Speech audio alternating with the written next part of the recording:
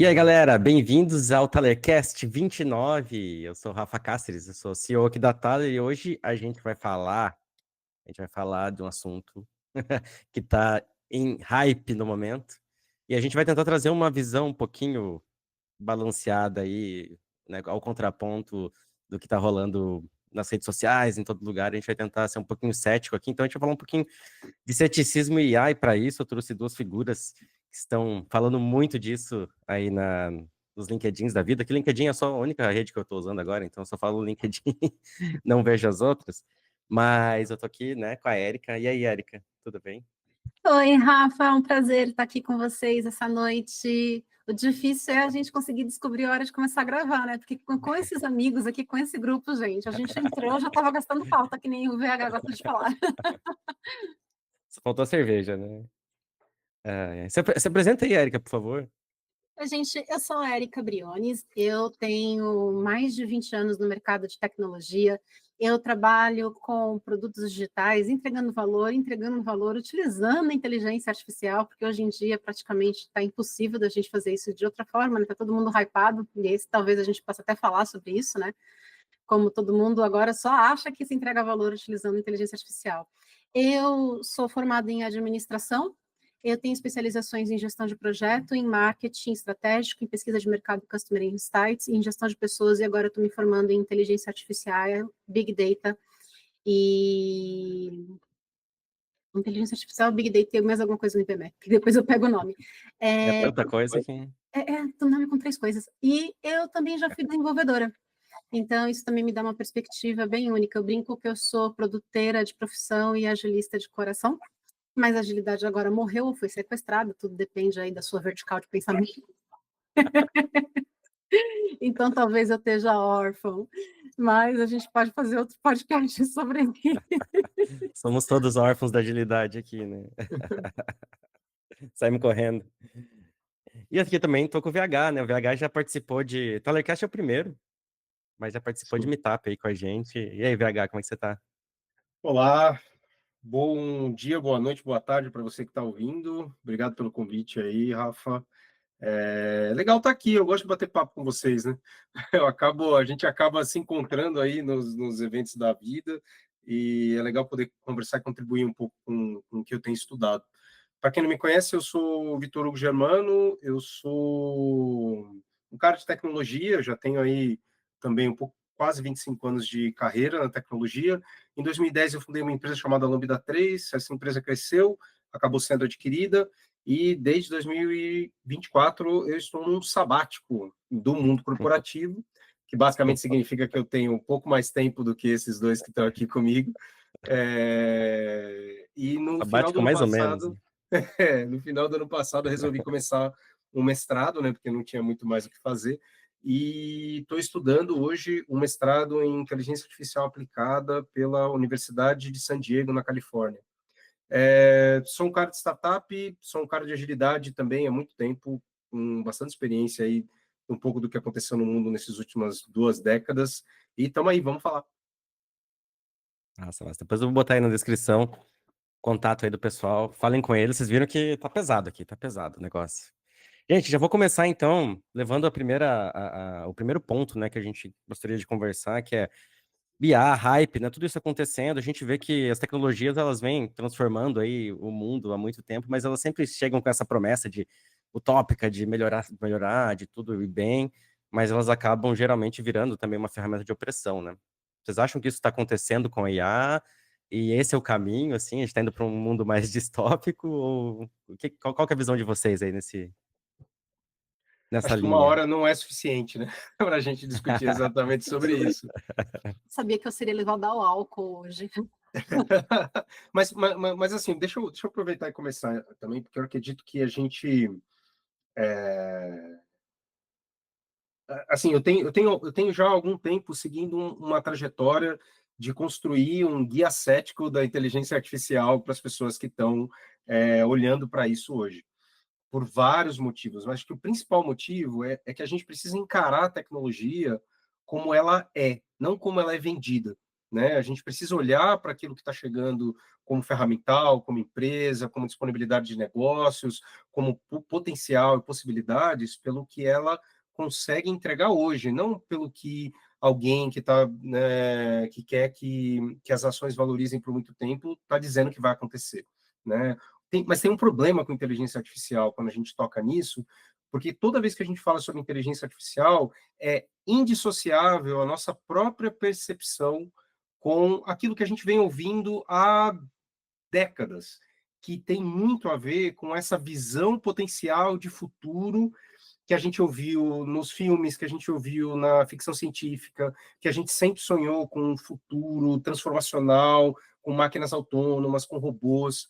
Então, toda vez que a gente fala de inteligência artificial, é impossível você olhar para ela sem que você tenha sido exposto no passado a um filme do Star Wars, a ideia de que o teu celular está te ouvindo, o fato de que você vê um robô e você acredita que ele é, e você atribui, né, algum tipo de atributos humanos para aquele robô. Então, é muito difícil da gente falar, como tecnologista, sobre inteligência artificial, porque a gente está inserido num contexto que criou uma fantasia sobre tecnologia de que ela eventualmente vai tomar consciência, dominar a sociedade, né? Mas aí, vamos lá. Isso não é muito diferente do tecnologia é uma parada que é super abstrata e a maior parte das pessoas não sabe como funciona. Tudo bem que a gente tem uma mitologia ao redor do que é a inteligência artificial muito maior, que está, sim, sendo de propósito alimentada, porque a gente está vivendo um mundo desde a bolha da web, desde o do momento onde a gente foi para a cloud, agora ficou muito mais fácil abrir 300 startups e ver qual que dá certo, da gente fazer grandes promessas completamente descompensadas, né? Todo mundo aposta em 30 coisas e vê qual que para de pé, porque o que deu certo compensa o que deu errado. Mas eu acho que, assim, para as pessoas que não somos nós, VH, a maior parte das vezes, quando a gente fala de tecnologia, tudo soa meio fantástico, sabe? Tudo soa meio, meu Deus, como eles fazem isso, eu não consigo entender. Você consegue explicar, às vezes, para os seus pais, ou, sabe, para os seus avós, o que você faz? Mas acho que tem uma diferença grande, que é, quando a gente está falando sobre desenvolvimento de sistemas, sejam eles embarcados, ou do teu desenvolvimento de sistema line of business do banco, o teu avô, o teu tio, ele não cresceu ouvindo de que a tecnologia que está representada no robô, que se chama inteligência artificial, vai tomar conta da nossa sociedade, né? Então, acho que tem uma barreira maior aí, mas eu concordo contigo, tá? Eu acho que, olhando para a tecnologia, ela sempre foi vendida, até pela própria complexidade dela, por motivos, sejam eles motivos diretos ou indiretos de complexidade, sempre foi difícil de compreender o que está acontecendo. Mas com inteligência artificial é diferente, né? Porque a gente ouve sobre inteligência artificial há muito tempo, numa mitologia que atribui a ela consciência, vontade, intenções escusas ou benéficas, né? Então, você tem uma barreira ainda maior, né? Que é vencer isso, né? Quando alguém fala que... Quando a gente ouve uma notícia de que o chat GPT ou o O1 tentou enganar os pesquisadores e se replicar para um servidor, né? É tão mais difícil você explicar para as pessoas que isso não foi exatamente como aconteceu, é mais fácil dela ler uma notícia que saiu lá num site ou apareceu na TV dizendo que existe o potencial da inteligência artificial tomar conta de tudo. Então, Mas a gente está numa barreira grande aí. eu sei, mas é porque também a gente está vivendo esse mundo clickbaitiano, né? Por exemplo, essa notícia mesmo do chat GPT, ninguém explicou como é que estava escrito o prompt, o povo me coloca uma notícia dessa, e aí quando você mergulha 2 centímetros de profundidade na pocinha, 2 milímetros, né, na poça, você fala, olha, veja bem, olha o que eles escreveram aqui. E aí você fala, poxa, isso não está fazendo sentido. Então, eu acho que a gente tem talvez, assim, eu acho que o que eu concordo com você discordando de alguns elementos, mas o que eu estou querendo dizer é que, assim, a gente não só tem a mitologia, mas a gente tem um contexto muito favorável para que as coisas saiam de proporção e nada esteja colocando isso em xeque. Vide o fato de que agora quem faz fact-check, né? Para quê? Né? E complexidade é ferramenta de dominação, né? Então, se a gente não sabe como funciona, é muito mais fácil de você esconder intenções escusas com ferramentas que estão sendo usadas por todo mundo, né? A gente, antes de começar o podcast aqui, estava falando de um livro que eu pessoalmente recomendo muito, muito, que chama Máquina do Caos, que explica exatamente isso, né? Que explica de que forma que ferramentas de inteligência artificial estão sendo aplicadas com um objetivo muito simples: gerar engajamento, aumentar o lucro das empresas.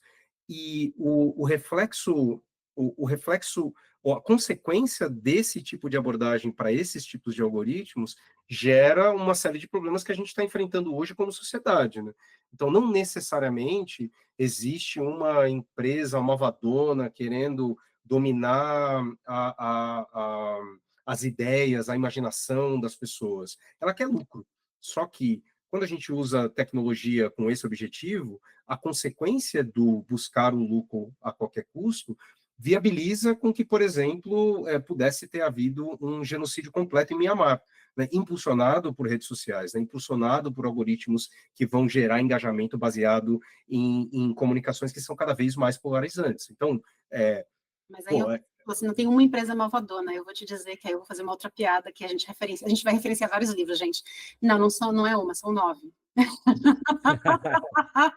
É o livro da Amy Webb, gente. Mas assim, não é que são 9, mas aí eu acho que puxando um pouco mais para a resposta da pergunta que o Cássio fez e tentando responder, eu acho que assim, a gente está só, na minha visão, a gente já vivia dentro de uma sociedade altamente monitorada.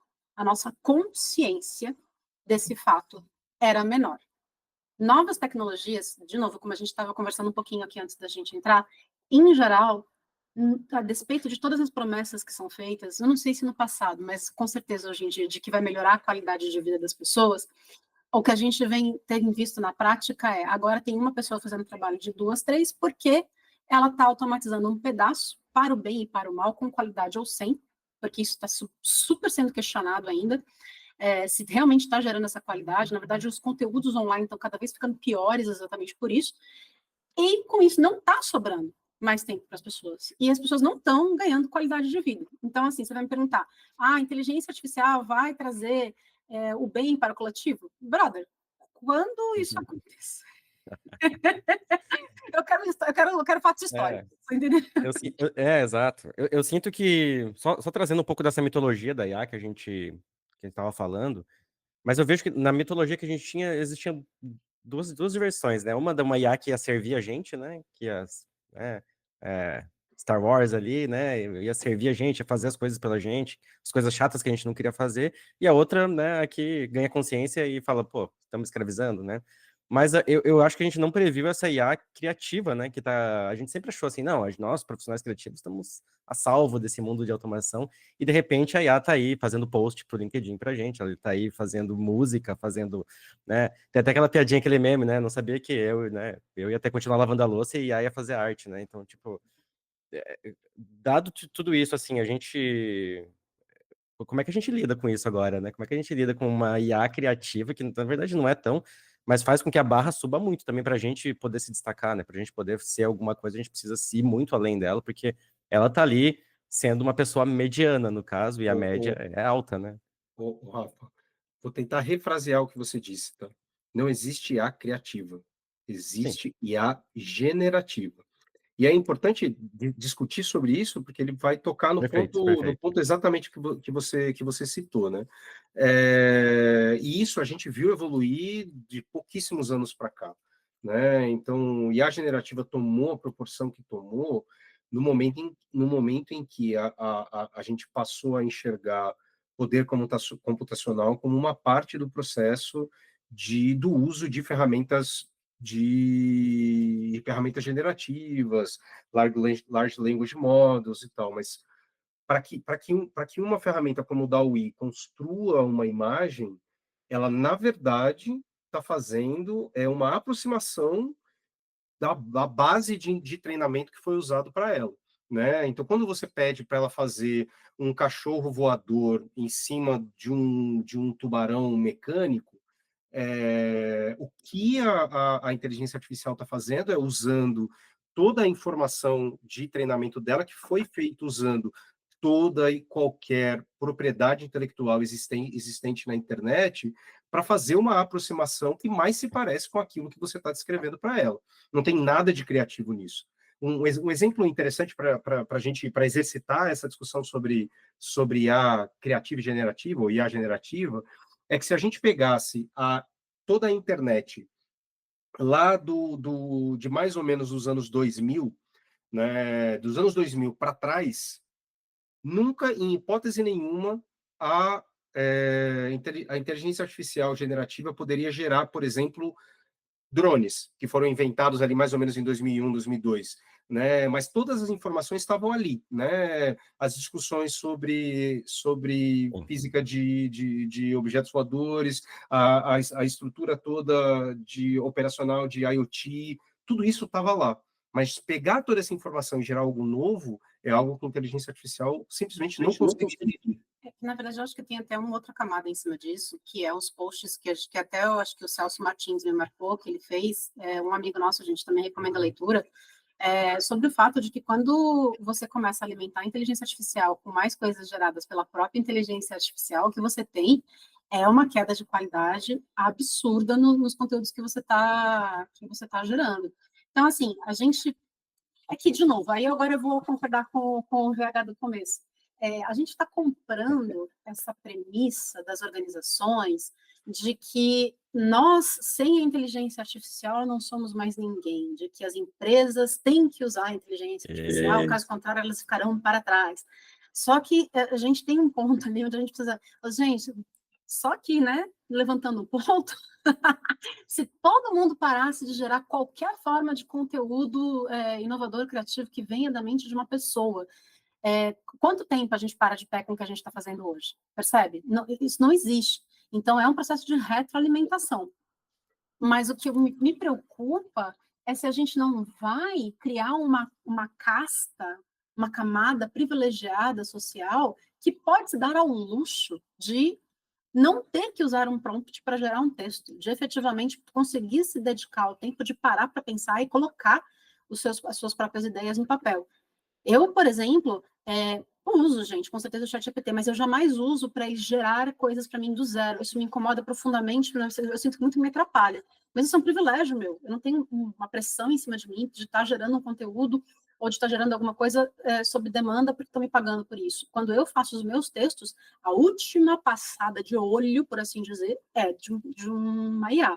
Mas aí eu mudo o que eu quiser. Inclusive, tem mudança que ela faz que eu falo, não gostei, isso não me representa, e eu não coloco. Percebe? Tem uma premissa boa aí, que é o uso de um ferramental para ampliar a partir da tua experiência profissional, né? Então, esse é um ponto bem importante, assim, de uso consistente, constante de ferramentas de IA. Se você não necessariamente sabe o porquê que aquilo que a IA está gerando, se funciona ou não, se está certo ou não, se faz sentido ou não, se você não é crítico o suficiente para enxergar aquilo, você vai, obviamente, acabar gerando problemas, você vai acabar construindo informação falsa, você vai acabar usando ferramentas de uma maneira inadequada, né? Mas, fazendo um ponto para o início do que a Erika comentou, a gente usa ferramentas de inteligência artificial hoje com uma premissa bastante clara, que é reduzir força de trabalho. Surgiu, a gente comprou o sonho de agentes autônomos, de robôs conscientes, de inteligência artificial, mas por trás disso está aumento de produtividade com necessariamente menos braços trabalhando, né? Então, o que as empresas estão olhando, o porquê esse tema é tão em voga nesses últimos 4 anos, depois no início do trabalho lá de LLMs e IA generativas lá com o Google Brain, como é que eu uso isso para não precisar de 5 editores de texto aqui gerando um texto institucional para mim, para ter 2 agora fazendo o mesmo tipo de trabalho, né? Então, por trás do uso de ferramentas de inteligência artificial está ganho de produtividade no conceito mais fordista do mundo, né? Por quê? Ciência. Porque gestão científica aqui, né? Administração científica nesse quesito. Porque a maior parte do uso de ferramentas de inteligência artificial, ferramentas generativas hoje, é para gerar conteúdo meia boca, medíocre, para seguir acumulando essa máquina de engajamento que são as redes sociais. Então, os algoritmos colocam em evidência quem produz mais conteúdo, então os algoritmos se modificaram para garantir, para apresentar aquelas pessoas que postam constantemente. Para você conseguir postar constantemente, você precisa de uma equipe. Uma ferramenta de inteligência artificial te ajuda a suprir essa demanda gerada pelas ferramentas de rede social. É uma profecia autorrealizada, né? Eles, na verdade, É, criaram um contexto no qual eles se tornam necessários. Mas eu acho, gente, que aí tem uma questão que é a seguinte, ó. Nunca na história da humanidade empresas se destacaram fazendo absolutamente a mesma coisa que todas as demais estavam fazendo, certo? A gente também conhece essa história. Se todo mundo agora vai ter acesso à mesma tecnologia, e supostamente todo mundo, gigantesco supostamente, tá? Eu acho que, só para vocês entenderem, no meio do ano, eu estava lendo uma matéria do Economist que estava dizendo que, exatamente, era de uma matéria de agosto de 2024, que disse que lá nos Estados Unidos, por exemplo, só 5,1% das empresas americanas estavam utilizando a IA para produzir produtos e serviços, tá? Então, a gente também tem que entender que nós três aqui estamos falando de dentro de um contexto de bolha insano. Nossa, tá todo mundo usando, todo mundo quem, né?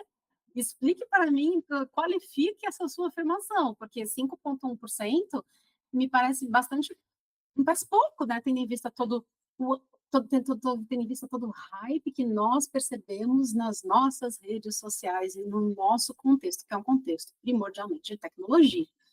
Tá?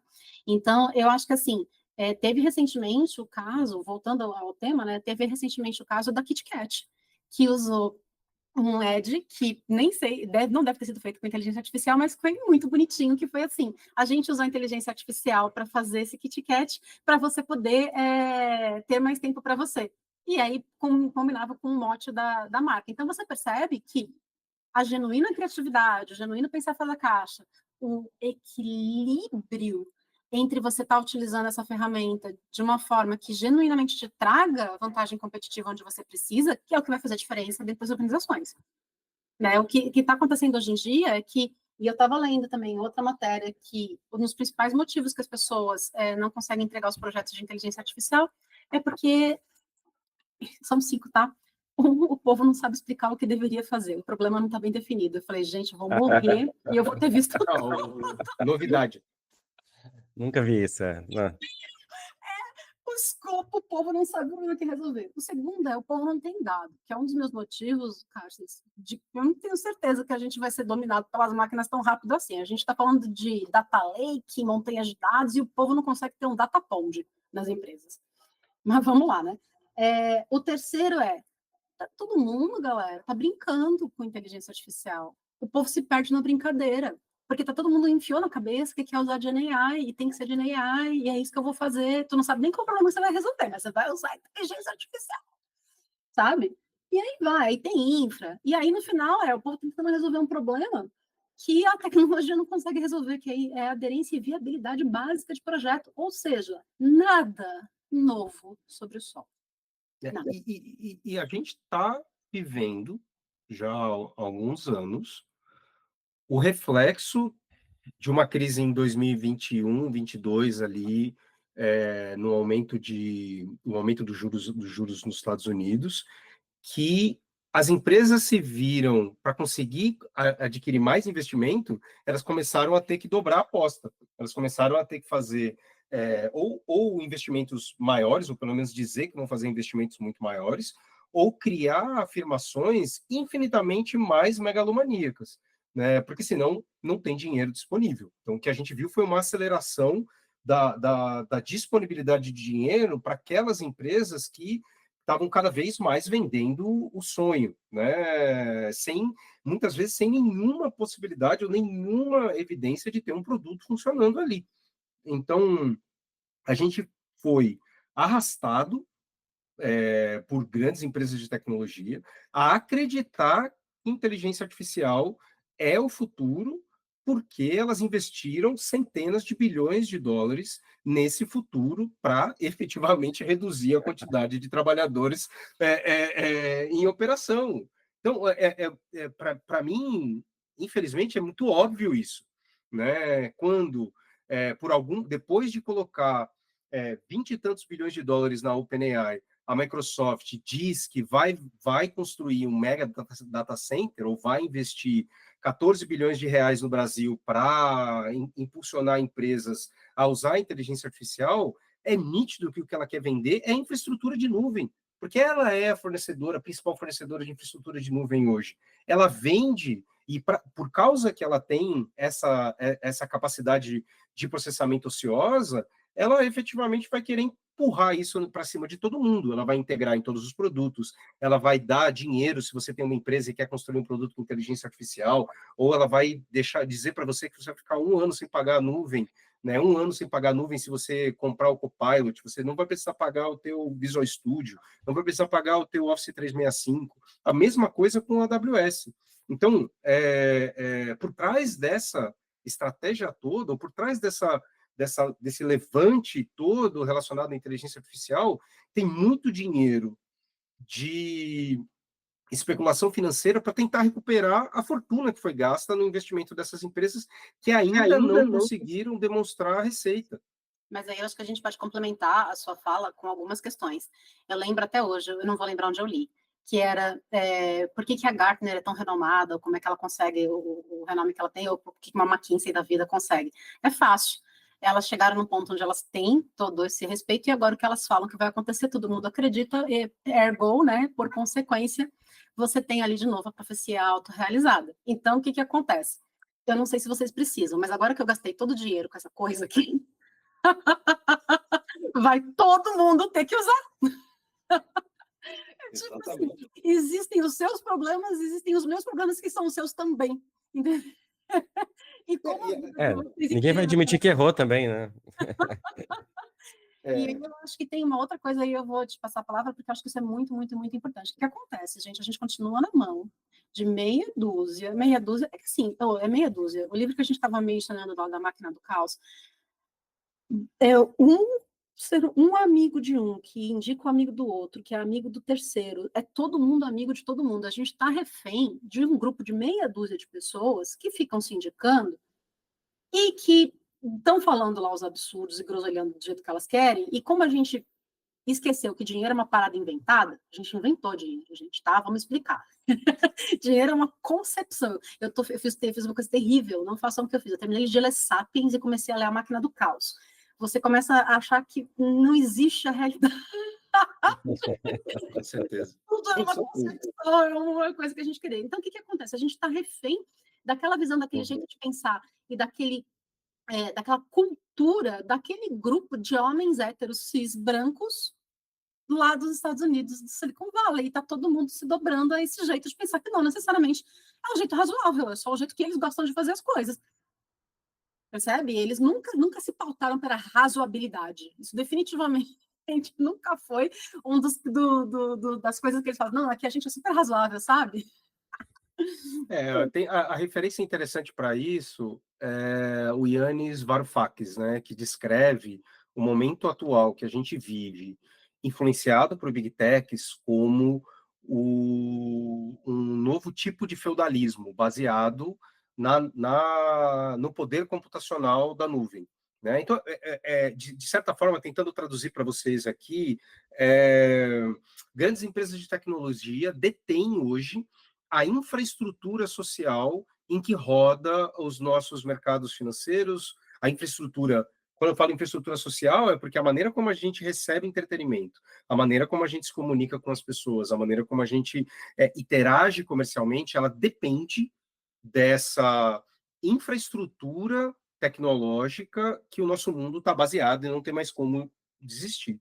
Isso é dominado por meia dúzia de empresas hoje. Essas empresas detêm todo o capital de nuvem existente, e elas são capazes, porque obviamente elas valem muito dinheiro, elas têm muita influência internacional, elas são capazes de ditar para onde as sociedades vão seguir no uso de tecnologia, e a gente pode questionar e pode discutir aqui no podcast se também nas questões políticas e geopolíticas do mundo, né?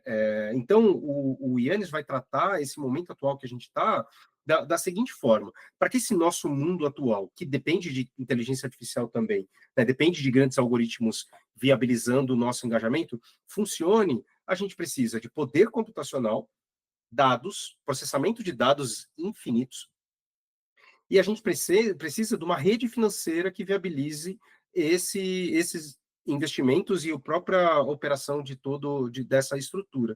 Essas empresas hoje detêm tudo isso, né? Elas detêm o armazenamento de dados através de AWS, através de Azure, até mesmo nas empresas que são empresas sediadas na China, né? Porque para a gente falar de inteligência artificial, a gente tem que falar da China, e a gente tem que falar de dados, e a gente tem que falar de nuvem. Não existe nada acontece em inteligência artificial no mundo hoje sem que esteja envolvido o maior polo de pesquisa de inteligência artificial hoje é a China, né? O maior número de patentes, o maior número de artigos lançados, os principais laboratórios de estudo de inteligência artificial hoje estão na China, e você tem os donos do capital de nuvem, que são aquelas empresas que determinam o que você vai ver na sua rede social, que notícias vão aparecer, e são capazes de influenciar governos ao redor do mundo. E o Yannis traz isso como sendo o nosso momento atual organizacional, ou social, né? E descreve isso como tecnofeudalismo, né? E aí, para aprofundar também isso, uma outra referência para as pessoas que querem acompanhar é o livro da Amy Webb falando dos 9 titãs da IA. Ele vai exemplificar esse modelo. Porque a Erika comentou de que as pessoas são todas dentro do mesmo grupo. Hoje, pesquisa acadêmica em inteligência artificial, ela é feita pelas mesmas universidades, com os mesmos profissionais que trabalham nas mesmas empresas. E elas são apenas um grupo pequeníssimo de empresas. Tá? E então, na verdade, o que tem acontecido é um acúmulo de competência técnica, de capacidade computacional, de capacidade de análise de dados, que distancia todo o resto do mundo dessas 9 grandes empresas aí, e que vai ditar os rumos do que vai acontecer na tecnologia. Fala aí, Erika. É que, na verdade, eu não sei exatamente para onde você está indo. Mas vai lá, Cáceres. Não, então, aproveitando esse gancho, então, acho que essa semana, né? Essa semana trouxe aí, chegou a grande notícia aí do DeepSeek, né? E podemos falar um pouquinho disso, mas eu queria trazer um pouco dessa questão dos 9 titãs, nessa questão do tecnofeudalismo, né? Para quem não entende, é porque realmente a gente não tem nenhum tipo de autonomia dentro desse feudo que a gente vive, né? Então, assim, eles mandam, eles tiram, eles fazem o que eles querem com a gente e a gente aceita porque a gente é livre, né? De alguma forma, a gente acha que é, pelo menos, né? E... Mas, tentando trazer um pouquinho para nossa visão de futuro, assim, vocês acham que é possível uma descentralização disso, assim como a gente já passou por isso com o software livre lá atrás, né, um pouco pelo menos dessa democratização ali do conhecimento baseado em software livre, agora com o DeepSeek trazendo isso como software livre, vocês acham que tem uma possibilidade de a gente tentar ir para um mundo mais descentralizado? Porque é sempre uma promessa que a gente teve, né, dessa descentralização, da gente tentar criar novos mecanismos, até mecanismos de gestão, de governança para que a gente consiga suportar esse mundo mais descentralizado, mas a gente parece que a centralização ela acaba sendo puxada, né, tanto por governos quanto agora, principalmente por grandes corporações que se, né, Mas tem diferença? juram que não são, né, juram que não são. Mas vocês acham que esse futuro é possível, a gente conseguir descentralizar e conseguir ter essas inteligências artificiais mais, entre aspas, democratizadas e a gente consiga ter menores países com um certo tipo de soberania ou grupos menores conseguindo atuar nisso? É uma possibilidade para o futuro para vocês? Eu acho que nosso problema é tão maior do que isso, porque, querendo ou não, eu estava até falando com vocês mais cedo naquele áudio que eu mandei, no podcast que eu mandei no nosso grupo, de que é triste porque a gente tem numa ponta um governo que agora está cama nos Estados Unidos, literalmente com um monte de corporação. Eu não estou dizendo que isso no passado não acontecia, tá, gente? A gente não tem mais idade para acreditar nessas coisas. Só acontecia de uma forma mais discreta, pelo menos, né? E tá de um jeito que tá muito complicado. A gente tem também ali, de novo, não sabemos para onde o Trump vai em termos de quanto vai ser garganta, quanto vai ser de verdade, porque ele é muito de falar o que pensa a despeito das consequências, faz o que quer e não necessariamente faz o follow-through, né? Não vai em frente com o que prometeu, mas assim, eu acho que a gente está vendo um desenrolar aí político do nosso mundo muito complicado, né? E dizer que tecnologia vai correr completamente desconectado disso seria um absurdo, uma vez que a tecnologia já está completamente dentro do governo americano.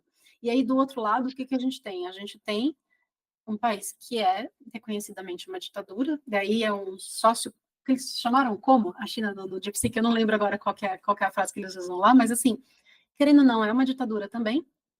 E para você ter ideia, como a gente está desconectado da China e como a gente tem visões desatualizadas, não desatualizadas, mas que assim, uma parte do que a gente sabe do que acontece na China é verdade, tem sim muito controle, a gente tem uma das populações mais vigiadas do mundo, você tem realmente score lá social, tanto é que quando eles colocaram a TAI da Microsoft, ela tinha sido feito um teste preliminar dela dentro de uma rede social chinesa, e ela não foi para o lugar que ela foi, porque lá, se você se comporta mal, você sofre penalidades. E então, o que aconteceu?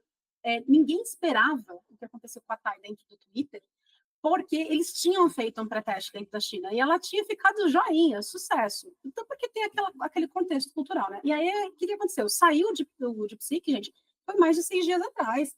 Para virar a reviravolta que virou, para virar todo mundo falando sobre isso, para virar, e agora estamos nas notícias, foi o quê? 2 dias atrás. Então, Não. O artigo da DeepSeek saiu no meio de dezembro. A gente já sabe desses resultados há mais de mês. O que aconteceu essa semana? Foi, na verdade, a realização, porque a DeepSeek ela publica todos os artigos e todo o código dela já há muito tempo. Mas juntou meio que a fome com a vontade de comer, e também não dá para saber o quanto disso foi uma ação coordenada para justamente fazer uma correção de valores de ações. Mas assim, eu vou deixar a Erika terminar, né? Só queria colocar que a gente já tem várias semanas que a gente sabe desse resultado, porque... meu argumento, que o meu ponto foi, gente, não aconteceu agora, não aconteceu, sabe, recentemente, está acontecendo já, e o tempo que a gente demora para responder, inclusive em termos de preço de ação, está complicado. Então, você vai me dizer assim, existe chance?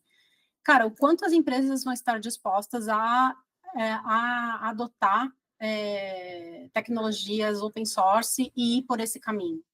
Né, o quanto hoje em dia o mercado vai por esse caminho em outras frentes. Se eu tivesse que usar algum preditor para dizer o quanto que a gente vai optar por isso, vai ser com base na nossa adoção no passado. Bem como vai ser inevitável, e aí eles pegaram onde todas as empresas doem mais, né? No bolso, certo? Considerando que está mais barato e considerando que se realmente responder tão bem quanto parece, me parece que sim, a gente vai por esse caminho. Mas minha pergunta para a gente aqui nesse momento é, eu não estou... Se ficar o bicho corre, se ficar o bicho corre, pega. o bicho pega. Eu não estou saindo de um bando de maluco americano para cair na mão da China. Então, eu vou tentar trazer uma outra perspectiva aí, Érica.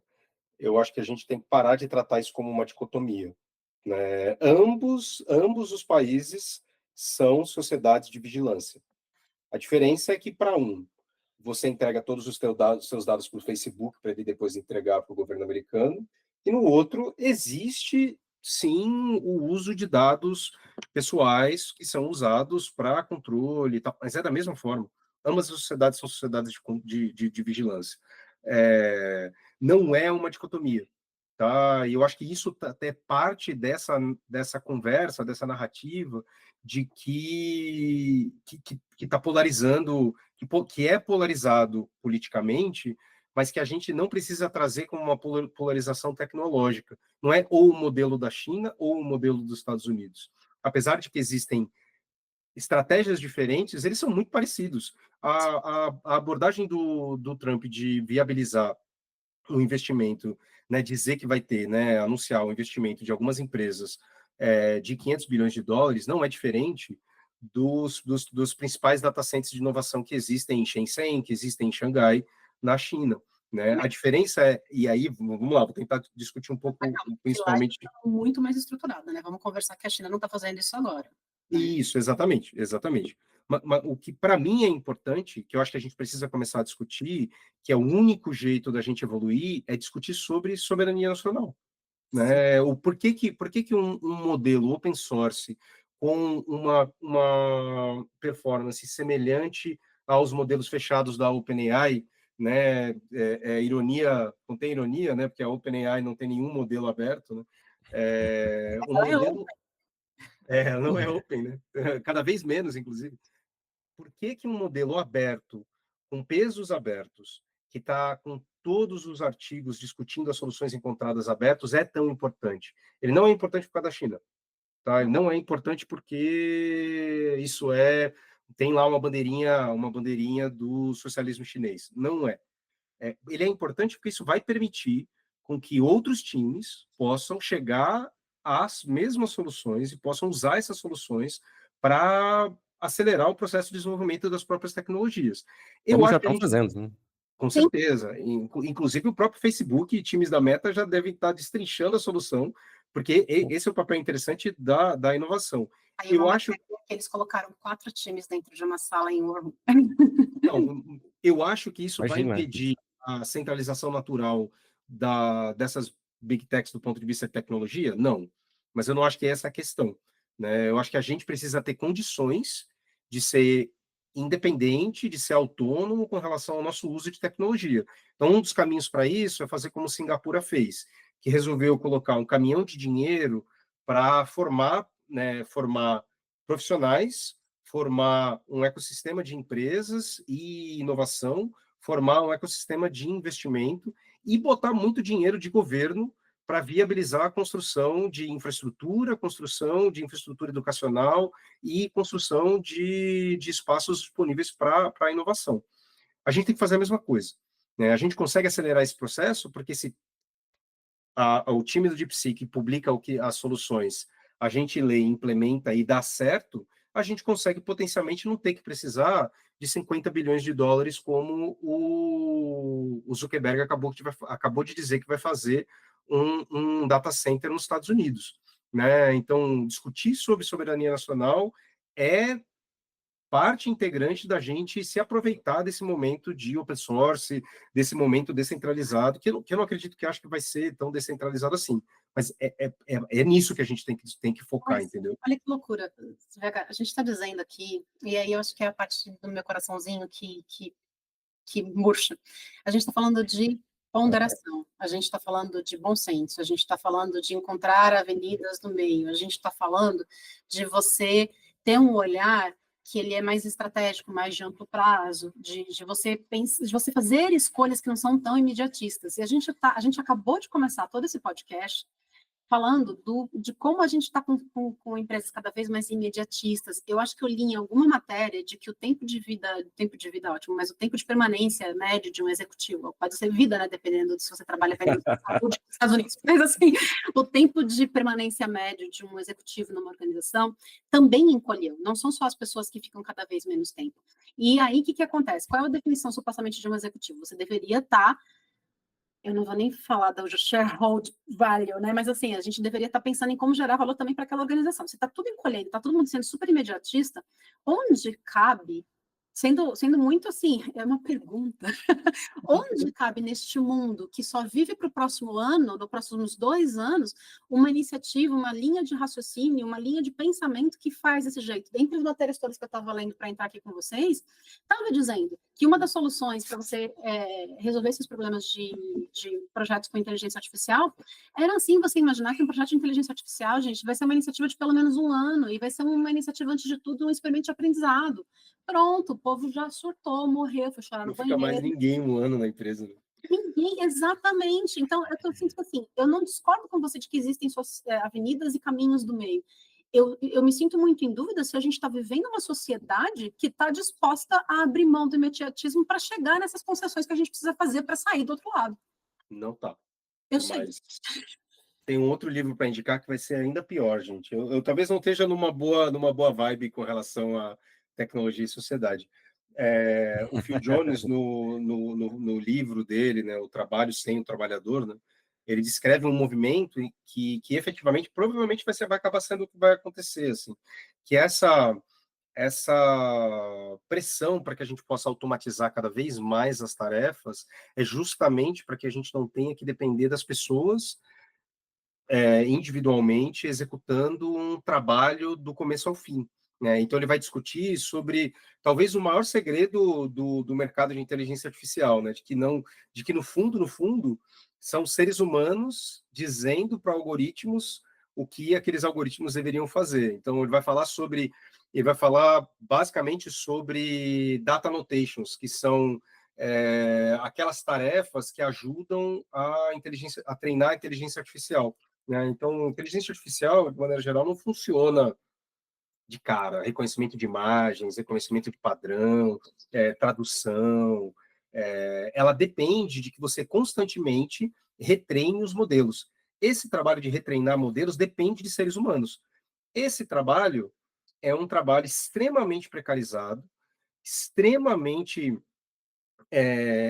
enfadonho e com um ganho e uma estrutura de trabalho que é completamente diferente do que a gente conhece no nosso mundo corporativo, no nosso mundo de Faria Lima, no nosso mundo de startup e tal. Então, é o extremo do capitalismo de plataforma. Né? É como se você... Então, basicamente, esse contingente de pessoas que hoje a gente acredita que está na casa de centenas de milhões de pessoas no mundo, é o que está por trás da estratégia de uso, de performance, desse monte de ferramenta. Então, quando um carro autônomo está navegando, né, e ele não consegue identificar algum objeto, existe por trás toda uma infraestrutura de APIs que coloca aquela tarefa por alguns segundos disponível para que um humano possa identificar, né, o que é aquela imagem que não está sendo reconhecida. Aquele ser humano tem pouquíssimos minutos para resolver aquela tarefa, vai receber provavelmente alguns centavos para executar aquela tarefa, e depois disso ele não tem mais trabalho. Né? O trabalho dele acontece no momento da execução da tarefa. Por que eu estou dizendo isso? É o CAPTCHA, o Mechanical Turk, né? É o primeiro da Amazon. Mechanical Turk, Mas eu acho que... Por que eu estou dizendo isso? Vou chegar lá. Por que eu estou dizendo isso? A gente vai ver um movimento de divisão do trabalho, das tarefas, ao ponto de que eu vou conseguir usar ferramentas de IA para executar pequenos aspectos da tarefa de contabilidade, da tarefa de gestão, da tarefa de vendas, até o momento em que eu não vou precisar mais ter uma pessoa focada executando aquele tipo de trabalho.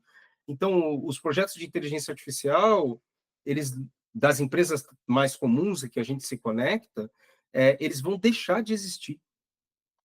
Então, cara, quem diria que a gente ia ter que depender de mim para trazer a visão otimista da história. Com tempo sombrio. Tempos sombrios. Senhoras e senhores, a gente está dependendo de mim. Uma coisa que eu penso é a seguinte, cara. Quantas vezes na sua vida, enquanto tecnologista, você já não ouviu que, por exemplo, orquestrador de eventos ia salvar a todos? Eu só ouço a gente não ia mais precisar fazer não sei o que lá. Eu estou até hoje esperando alguém ter conseguido orquestrar na entrega de promessa completa do que aconteceu. Aí, vamos lá, vamos continuar. Até hoje, a gente não consegue ter a questão de dados estruturada dentro das organizações. Isso está sendo um impedimento obsceno para a gente conseguir seguir em frente com as... É que, sabe o que é muito engraçado? Dados é pré-requisito para IA, dados não está resolvido. E aí a gente está virando e fala assim, não, mas IA vai dominar o mundo inteiro. Como, companheiro? Como? Me explica. É uma questão de lógica, derivação lógica. Você está dizendo que a incompetência é tão grande das empresas que, na verdade, elas são um empecilho real para que a IA funcione. Como que não é só isso? É porque você precisa de uma visão de longo prazo para você conseguir executar essas iniciativas. Sabe por que nada disso acabou virando realidade? Porque não é uma parada que você faz em 2, 3 meses, 4 meses, 1 ano. É uma parada que você pega e são projetos de anos para você chegar no nível de maturidade necessário para você poder ter estruturado bem de uma organização. E aí, como ninguém dura tanto tempo mais dentro de nenhuma organização, e a gente tem todo esse pensamento de que eu quero bater a meu bônus, porque o mundo foi desenhado para isso, a gente não vai parar nesse lugar. E aí, eu acho que tem uma outra coisa. A gente está muito dividido, e mais muito dividido de verdade. E muitas das pessoas que eventualmente não estão vendo para onde a gente está indo, ou os malefícios dessa sociedade que a gente estruturou, que não fala mais de como é que a gente se encontra no meio, elas estão acabando ficando muito decepcionadas, gente. Assim, por mais que... E depois, de novo, gente, leiam A Máquina do Caos. O VH tá certo. Eu estou bem deprimida, mas ao mesmo tempo eu também estou muito pensando das coisas de uma outra forma. Assim, hoje em dia, quando eu vejo, por exemplo, uma pessoa que estava chorando porque o Trump está deportando brasileiro para cá, ele é um brasileiro morando nos Estados Unidos, eu virei e falo assim, amor da minha vida, o que você achou que ia acontecer? Né? Em vez de eu rir dessa pessoa, em vez de eu fazer, né, falar assim, que o idiota aí, eu acho que a gente talvez mais pessoas, a gente talvez consiga ir para um lugar onde aquela pessoa que de repente pensa de uma forma tão distinta da gente, a despeito de todas as motivações que a gente tem no mundo, quando ela se deparar com a realidade concreta da vida dela, talvez ela vire e fale assim, cara, talvez estejam mentindo. E se você for pensar, olha que loucura, a gente anda brincando de pêndulo o tempo inteiro, não só aqui como lá. Assim, 4 anos valendo, mudou o jogo, agora é loucura total. E aí a gente não sabe o que vai acontecer na sequência. A gente literalmente não sabe. Então, assim, dizer, a gente vai entrar numa vibe onde não vai precisar mais de trabalhador, a máquina vai fazer tudo, a gente vai recortar tão pequeno que não vai dar mais nada. Será que a gente consegue? Eu tenho seríssimas dúvidas. Eu acho que a gente Estamos pode... juntos. Só para Pode falar. aproveitar... Vou aproveitar e puxar essa sardinha um pouco para o nosso lado, que esses movimentos, né, de acabar com o trabalhador, eles não são novos, né? Então, assim, a automação já está aí há muito tempo, né? E a gente viu isso na indústria acontecer aí, a gente que estuda agilidade, Lean, né? A gente viu isso acontecer por muito tempo, né? Então, se automatiza freneticamente, de repente se descobre que a gente está fazendo otimizações locais apenas, né? A gente só está criando mais coisas, a gente está fazendo mais coisas, né? Ou seja, a gente está fazendo coisas erradas mais rápido, né? Esse que é o caminho que a gente está tentando ir. E quanto mais a gente vai fazendo coisas erradas mais rápido, mais errado a gente vai sendo, né? Então a gente fica nesse ciclo, né?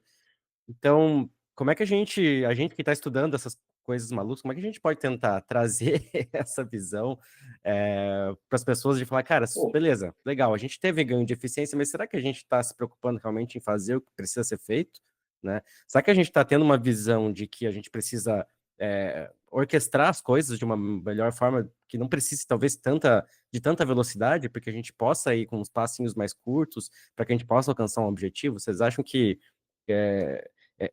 nesse quesito, essa visão de agilidade, essa visão do Lean, essa visão toda que a gente tem, você acha que eu vejo que cada vez ela é mais importante e o mercado parece que jogou tudo isso fora, fala, não, agora a gente tem AI, tá tudo resolvido, vou criar backlog automatizado aqui com o IA, sei lá, né, vou fazer código automaticamente, mas quem vai usar isso tudo, né? Mas vê só, cara, a conta não tá fechando, literalmente. E aí, quando a conta não fecha, todo mundo para pensar. Não vai ter o que fazer, porque são pouquíssimas empresas no mundo que podem se dar ao luxo de gastar rios de dinheiro da forma como a gente estava falando dessas grandes organizações, sem ter que parar e refletir sobre o que você está fazendo.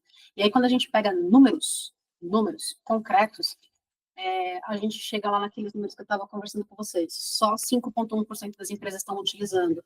Na pesquisa que a Deloitte lançou agora em janeiro, ela fez com 2.733 respondentes em 14 países de 7 indústrias distintas, tá? 20% conseguiu ROI de 31% nas suas iniciativas de Gen AI. Tá? Top. Mas, olha que loucura. Você quer saber qual que é o departamento que tem mais ganho? TI. Gente, a gente transformou o mundo no nosso playground. Tá? Ai, gente, a gente inventou uma parada que é super divertida. Um dos departamentos que tem mais ganho somos nós mesmos, porque a gente está tendo muita dificuldade em conseguir explicar para as empresas o que está acontecendo. E aí, quando você vai vendo esses números, tem lá a pesquisa da Sequoia que eu coloquei para vocês, que a gente está com um gap de 600 bilhões em termos de receita que precisa ser feita, dado o nível atual de investimento. A conta não está fechando. E empresa nenhuma vai continuar investindo se a conta não começar a fechar. Então, a gente até aceita, né? E, de novo, gente, eu não estou falando daquelas empresas que têm o dinheiro para gastar, estou falando das empresas normais, sabe? Dole uma, dole duas, dole três. Eu não sei se eu quero fazer essa parada de inteligência artificial aí, não. Sabe assim? Eu gosto, mas não está me dando retorno. Como é que a gente vai fazer agora? Você começa, as pessoas começam a ficar. Aí todo mundo vai falar do hype cycle, etc. e tal. Vamos lembrar que a gente já teve o Investas porque a gente não aprende e a gente prometeu que não dava para prometer. Todo mundo saiu falando que ia fazer isso, que ia fazer aquilo, que ia fazer esse escambau. Todo mundo falando, nossa, eu quero.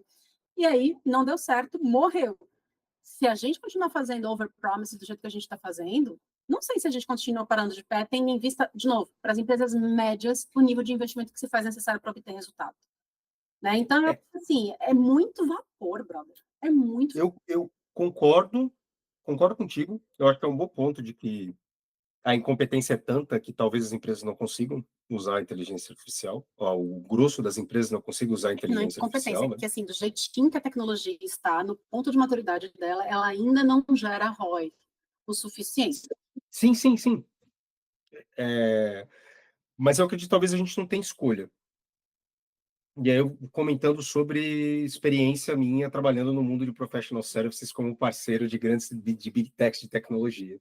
A maior parte do trabalho que a gente executava, e muitas vezes alguns dos trabalhos que a gente executava, não existia nenhuma opção, nem do cliente, nem nossa, de decidir sobre a tecnologia que a gente usaria.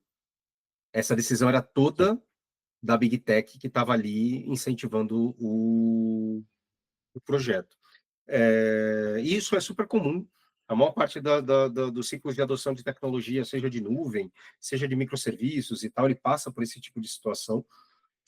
Mas eu acho que a gente vai ter isso numa escala muito maior, porque hoje a gente está efetivamente construindo data center para atender uma demanda potencial futura que a gente não faz a menor ideia se ela vai vir, né? Mas aí vem o DeepSeek e vira e fala assim, plot twist na veia, toma essa. Não, então, mas ó, sobre o DeepSeek, eu acho que, na verdade, o DeepSeek vai impulsionar a adoção de ferramentas de inteligência artificial, não diminuir.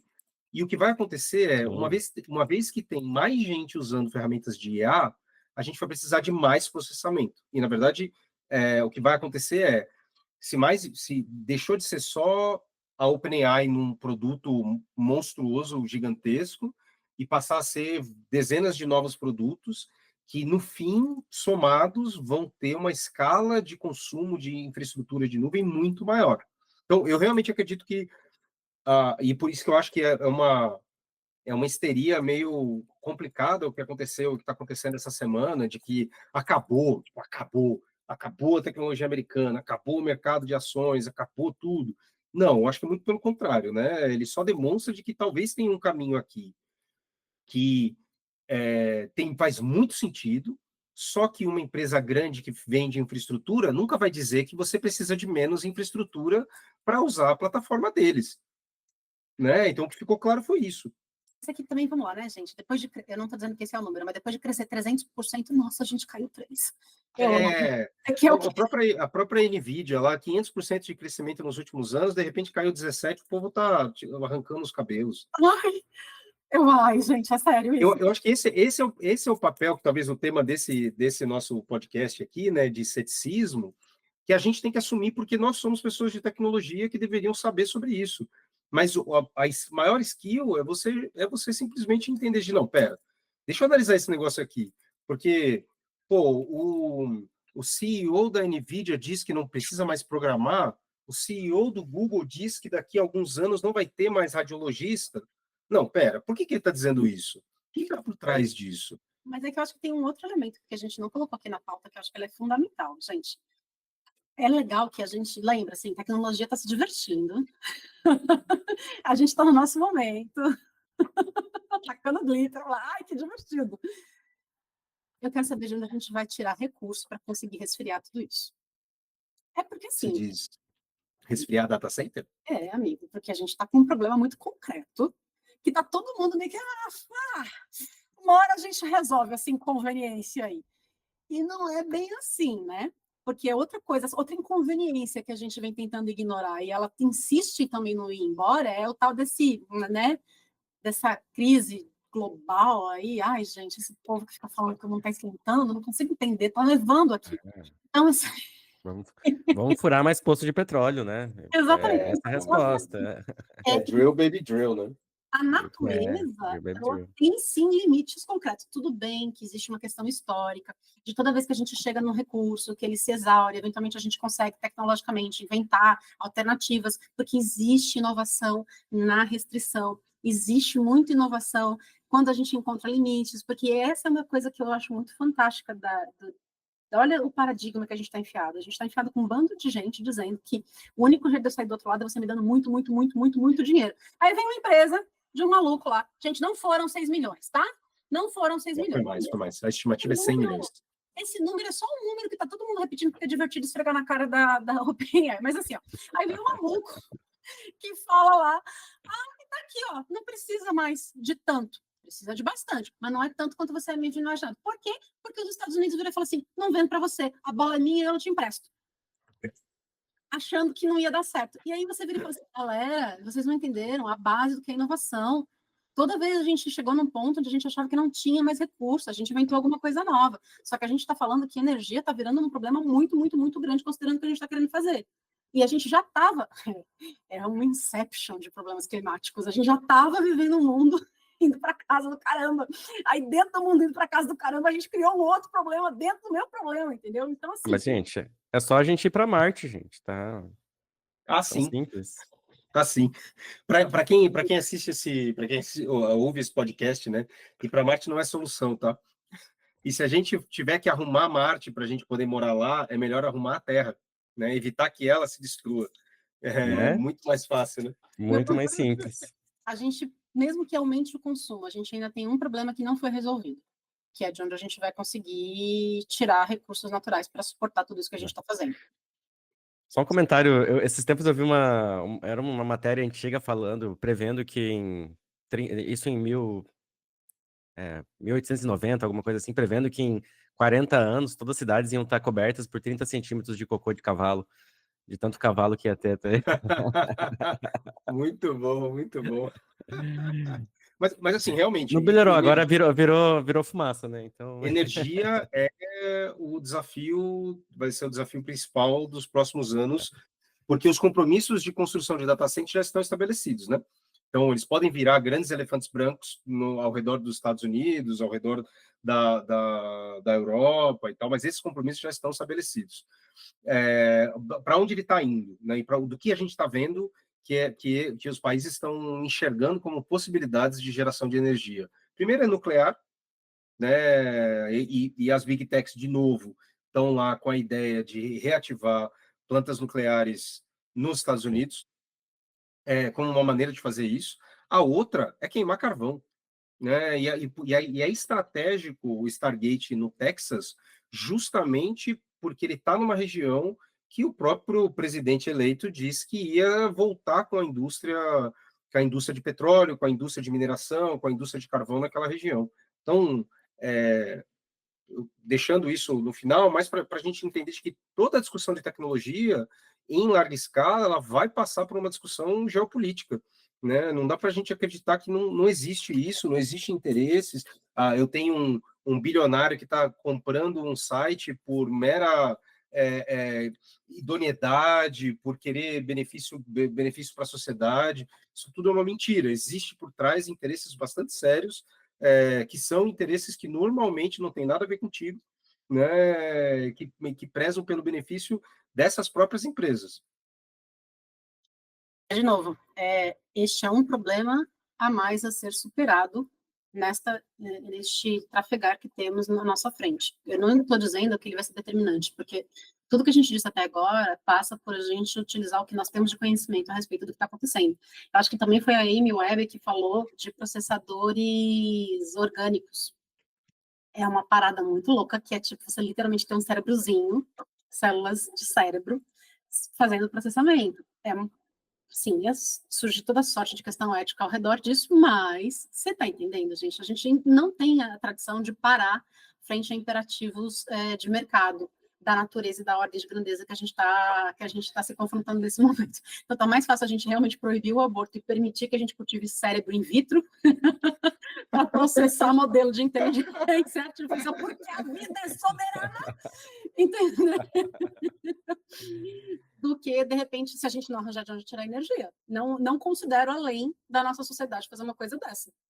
E eu não ficaria chocada se alguém viesse, deu certo aqui, porque a gente já tinha, eu quero muito ir atrás dos papers que ela fez sobre isso. Eles tinham conseguido, sim, fazer o processamento. Então, tem que ver como é que anda essa vertical. Sim. Computadores biológicos, né, é um assunto que não é novo também, né? Sim. Não é. Mesmo por computação quântica também não, né? Quanto tempo, né? Quanto tempo ainda a gente tem para que isso aconteça? Né? Agora com IA vai. A gente pode fazer assim, ó. Esse episódio foi patrocinado por Rivotril, o seu amigo de discussão com essas. A gente deu uma grande volta aqui, né, com uma premissa interessante, né, que é importante que a gente, como pessoas de tecnologia, a gente encare esses grandes anúncios e tal com o mínimo de ceticismo. Não precisa ser muito ceticismo, mas o mínimo de ceticismo e corra atrás de entender o que está por trás dessas empresas, o que está por trás dessas decisões. E eu tento levar isso para minha carreira, que duvide de tudo, inclusive do que a gente está dizendo aqui, né? Porque vai te ajudar a tomar decisões mais acertadas. Né? Eu me sinto muito feliz de que a minha primeira previsão do ano de 2025 se cumpriu, né? De que efetivamente modelos open source vão trazer aí uma alternativa interessante. Mas por quê? Cara, só porque eu nunca acreditei nesse monte de fantasia aí das big techs e resolvi correr atrás e estudar e entender o que esse mercado tem a dizer e tem realmente a oferecer, né? Mas eu gostaria de trazer um ponto, assim, gente, de novo, realmente, eu estou trabalhando, um dos meus clientes na Inovação Ninja, que é a minha empresa de produto, no momento já dá. Mas agora, é sério, de verdade, é uma empresa que trabalha com saúde. E para mim trabalhar com eles... Tua palestra? Está sendo transformador, mas meu ponto principal aqui Vou botar aí o link. A gente teve 42% de ganho de produtividade para os médicos no laudar de ECGs, e eu não faço o laudo por eles, mas que isso para mim é muito representativo. Empresas que estão atuando conosco, elas trabalham para o SUS. E o governo talvez não tivesse condições de pagar, se eu não tivesse uma capacidade de fazer um output tão grande ou incrementado, percebe? Eventualmente, eu conseguir fazer com que esses médicos laudem mais ECG significa que, de repente, talvez seja só eu querendo pirar na batatinha no meu sonho, estou fazendo bem para o mundo, mas assim, eventualmente significa que eu estou reduzindo uma fila de gente esperando para fazer ECG na ponta, sabe? Então, quando eu olho para isso, me causa a esperança de que eu não estou tirando, a gente está querendo caminhar em direção à sugestão de laudo, mas eu não estou tirando daquele médico, porque, graças a Deus, eu acho que saúde vai ser o último lugar que a gente vai querer brincar, ou não, né? Porra, é muito louco. Mas, assim, eu vivo querendo emitir um CRM para minha IA, mas ninguém deixa. Porque, né, tecnologia se diverte. Mas, assim, meu ponto no final das contas, é o médico que está avaliando, e é o médico que está dando um retorno para aquele paciente, e a gente está chegando em direção até a salvar a vida, porque eu tive um ganho, inclusive, de tempo de SLA. Então, quando eu olho para uma coisa dessa, eu falei assim, poxa, eu fiz parte disso. Uma parte minha fica feliz, sabe? Porque eu não estou só ajudando alguém a vender mais, eu não estou ajudando só... Eu estou realmente ajudando alguém que está infartando num lugar que não teria condições a receber um laudo dentro de um tempo muito ok para que ele não tenha um comprometimento ou eventualmente não morra. Então, eu acho que assim, tem um monte de problema sobre o que está acontecendo, mas tem sim um monte de solução bacana que a gente pode implementar. Érica, você está usando o GenAI? Não preciso. Para que eu vou usar uma coisa que eu não preciso? Exatamente. E aí, VH, só para você entender como existem alternativas, sabe o que a gente está fazendo aqui nessa empresa? Em vez de eu pegar e ter anotadores, eu estou embutindo o processo de anotação como parte integrante do meu processo de interface, embutido dentro do modo de funcionamento do sistema. E aí tudo para mim sai automaticamente anotado. e aí depois eu consigo fazer a segregação do que é Gold Standard, e eu consigo fazer a validação do meu modelo. Então, você, de novo, vem da restrição, vem da falta de recurso, vem da falta de dinheiro que você consegue trazer. Eu não estou explorando ninguém, percebe? Eu estou embutindo dentro do meu processo, eu não estou onerando nem os médicos para fazerem isso para mim. E é o que a gente vem trabalhando juntos durante esse período. Então, assim, sim, pode parecer jabá, mas eu acho que, antes de tudo, um dos motivos que me causa muito... Eu fico muito contente de estar atuando com eles. É exatamente por esse benefício que eu consigo ver a gente trazendo para a sociedade, assim. Eu sei que pode parecer besteira, mas... Primeiramente, Não é besteira, né? primeiramente, o jabá é totalmente liberado aqui, tá? Fiquem à vontade. Segundo, putz, isso é uma mensagem linda de finalizar, né? Tipo, todo esse pessimismo pra gente terminar com algo assim foi muito legal, porque realmente, se eu for pensar, cara, quanto problema do mundo a gente pode resolver, né? Usando essas tecnologias. E a gente fica também só focado lá, né? Que nem a tecnologia que a gente já tinha até antes da IA, né? A gente achando que poderia curar o câncer, e a gente estava lá preocupado em fazer anúncio chegar melhor nas pessoas, né? É porque a gente vive uma sociedade onde a gente não distribui de forma justa os recursos. E aí, hoje em dia, saúde, acesso à saúde para pessoas de camadas mais humildes, não é uma coisa que é tão simples, tão fácil. E a gente está tendo um custo do aumento de custos de saúde no geral. Então, se a gente consegue tornar isso uma coisa mais acessível, eu vejo muita vantagem. Eu não quero nem pensar no jeito que alguém vai conseguir estragar esse benefício que a gente está gerando. Mas vai acontecer. Cara, eu aproveitando fazendo um jabá também, porque eu tenho, nesse último ano inteiro, foi uma jornada de aprendizado sobre inteligência artificial em um monte de aspectos, né? Não só no aspecto técnico do mestrado, mas no aspecto político, no aspecto de negócios, no aspecto de soluções, no aspecto geopolítico do uso de inteligência artificial. E eu acho que é a principal maneira da gente evitar ser explorado é através do conhecimento, né? E a gente explorado como indivíduo, a gente explorado como nação, né? A gente explorado como comunidade vai ser através do conhecimento, para poder questionar, né? Então tem uma coisa muito positiva, se você está afim de conhecer mais sobre inteligência artificial nesse contexto, nesse aspecto que eu estou falando por aqui, dá uma olhada na meia dúzia de posts que eu tenho lá falando sobre isso. Mas principalmente para você construir uma visão sobre tecnologia que não é imaginativa, né? Que não é sonhadora, que não é utópica. Porque a hora que a gente precisa entregar projeto, se você ficar nessa utopia de que vai dar tudo certo, de que efetivamente tudo funciona, você está na receita do desastre, né? Como tecnologistas, a gente talvez tenha que ajudar pessoas a tomarem decisões que vão impactar vidas reais, né, com inteligência artificial. Para isso, a gente precisa saber o risco, para isso, a gente precisa saber qual é o que está em jogo, para isso, a gente precisa entender quando identificar que alguém está mentindo para você com uma ferramenta de IA. Então, fica aí o meu jabá também. Acesse o meu site lá, victorhg.com. Tem um monte de coisa falando a Vai estar o respeito. link aí, vai estar o link aí, com certeza, né? Os textos do VH estão muito bons, cara, estão muito gente, tá bons muito bom, mesmo. eu me divirto horrores. Ele manda para mim, mas eu não tenho certeza se eu estou numa lista de distribuição ou se ele manda para mim porque ele quer saber o que eu acho. Eu acho que eu não tenho lista de distribuição. Se eu mandei para vocês é porque eu respeito a opinião de vocês e ia ser legal bater um papo a respeito. Mas eu A gente adoro. faz assim, eu mando e a gente grava um podcast, aí a gente bate papo sobre isso. Mas tá ótimo. Érica, faz o jabá aí também, faz o jabá aí também. Ah, gente, eu estou atuando como CPO fracionada. Na verdade, eu sou uma profissional. O VH falou, e agora eu me sinto mais livre para falar. Gente, eu comecei a trabalhar com tecnologia quando eu tinha 19 anos. E esse ano eu vou completar 45. Então, eu efetivamente passei a marca de 25 anos trabalhando com tecnologia. E hoje em dia eu ajudo as organizações a realmente entregarem valor com as suas iniciativas de produto.